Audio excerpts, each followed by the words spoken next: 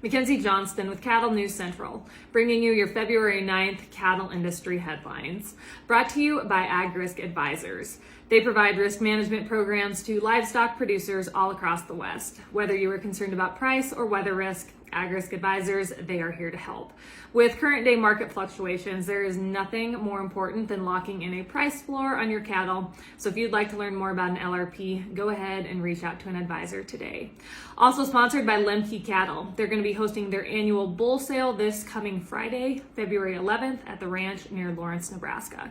These naturally thick, heavy muscled, complete Angus, Red Angus, and Balancer genetics are developed right, guaranteed, and built for profit, with over half qualified as top dollar Angus sires, while also siring highly maternal, easy keeping females that will keep you in the cow business.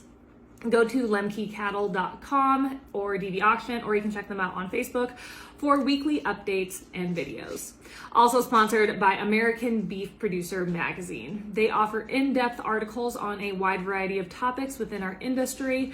They feature award-winning photography and so much more within their publication. If you would like to check out their most recent edition, their February edition, all you have to do is click on the American Beef Producer Magazine link above in the caption. That will take you over to their Facebook page where you can check that out. American Beef Producer Magazine, guiding beef producers for over 25 years.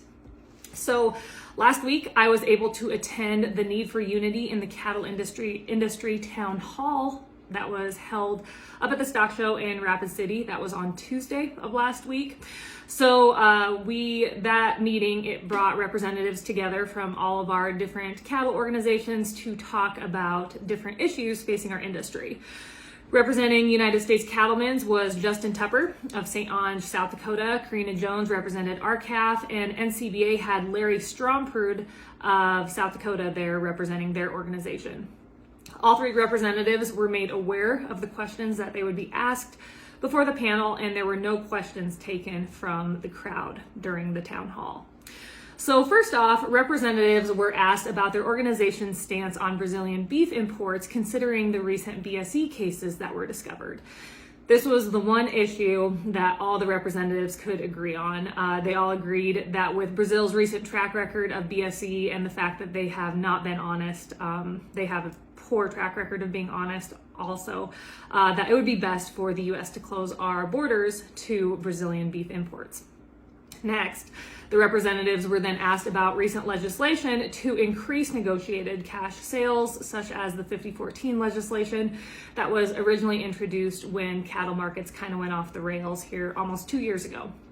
So Larry Stromprud, with NCBA, said his organization realizes that this is a complex issue and there is definitely a lack of negotiated cash sales in our fat cattle market. With that being said, he said once NCBA implemented their 75% voluntary plan, we saw an increase in negotiated cash trade sales. So Stromprud reminded the crowd that NCBA was the first to call on the DOJ to investigate our packers, and they look forward to seeing results from that. Justin Tupper with USCA said his organization supported 5014 from the beginning when it was first introduced, but they soon realized that that was a bill that never saw a future. It would never get passed, so there was no need to continue to spin their wheels. USCA now supports Grassley's and Fisher's compromise bill. This bill is a good start, said Tupper, because it sets a floor to where the industry needs to go. The bill is not an ending point. Once it does get passed, it's just a start. It's a start to make changes going forward within our cattle markets, said Tupper. Jones with RCAF said that her organization is committed to making all 24 plants across our nation be held accountable for a certain level of negotiated cash sales through the 5014 bill. RCAF believes that the compromise bill would historically damage our industry. Jones said that the bill is just a diversion. Why, as an industry, would we ever want to let USDA set regional minimums when we've seen the agency drop the ball on various other issues, such as Brazilian beef imports? Representatives were then asked about the beef checkoff. Tupper with the United States Cattlemen's Association said that the checkoff has needed reform for quite some time. Checkoff dollars are used well in his home state of South Dakota, and of course, there are other states that use their checkoff dollars appropriately, but the issue is the 50 cents that gets sent on to the national level. USCA supports periodic reforms of the beef checkoff. According to Jones with RCAF, her organization is the only organization that does not accept any checkoff money. The Beef Promotion Act actually says that we're supposed to have periodic referendums, but there has not been one in 37 years. Since 1985, per capita consumption of beef has fallen 20 pounds per person here in the United States.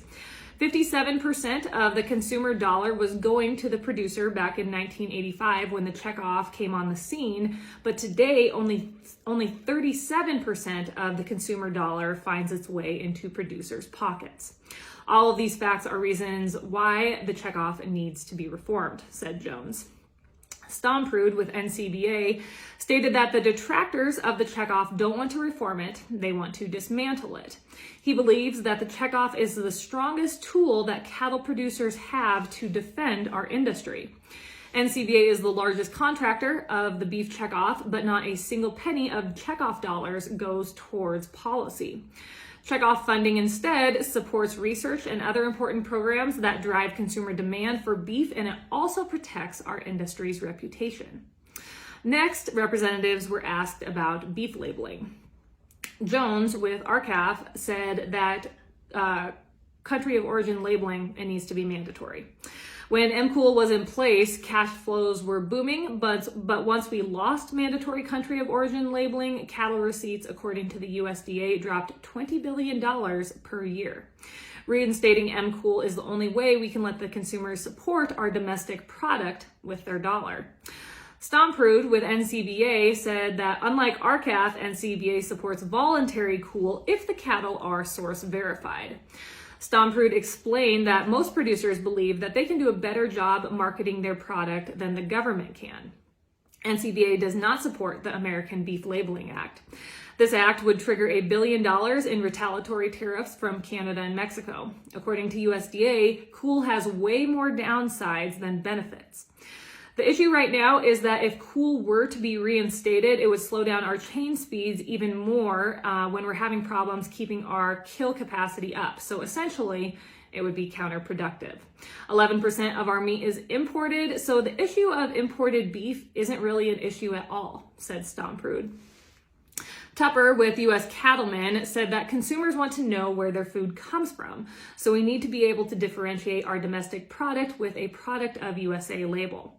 Tupper said there are definite challenges with the WTO to get MCOOL reinstated, but we can work through Congress to make it happen. USCA believes that loopholes need to be done away with that allow packers to just change the packaging of a product and then slap a product of USA label on it. All of the representatives at the end of the meeting were given a chance to make a few closing statements, and this is definitely, everything I've just said is, the meeting was much more in depth than this, and these closing statements, this is just skimming the top of what these folks said. So Tupper said that our industry has to find a way to get things done. We have to be able to find some compromise to get bills passed to bring about change. Somehow we have to unite. We're all cattlemen with the same goals. He closed with the statistic, every year our industry loses 20% of our rural farmers and ranchers. Jones with RCAF said that RCAF is all about 50-14. The organization isn't about to push the easy button in Washington, D.C. And NCBA Stomprud said that the checkoff is doing worlds of good for our industry. So again, that just glazed the surface of everything that went on during that meeting. It was a great meeting to attend, to hear all the different opinions and where every organization stood on issues. If you did want to read more in depth about it, I know Tri-State, they put out a pretty in-depth article about everything that was said. So head on over to their Facebook page and check that out. But I commend everyone that came together on this meeting, the representatives that took the time to talk, and then the people that put it together. It's great for us just to come together on issues. Just to be able to sit in the same room, I think is good for our industry.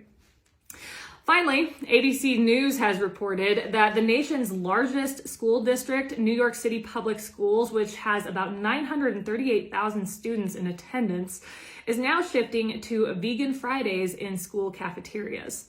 Students will now be served chickpea wraps, veggie tacos, and other things along those lines instead of wholesome, nutritious meat.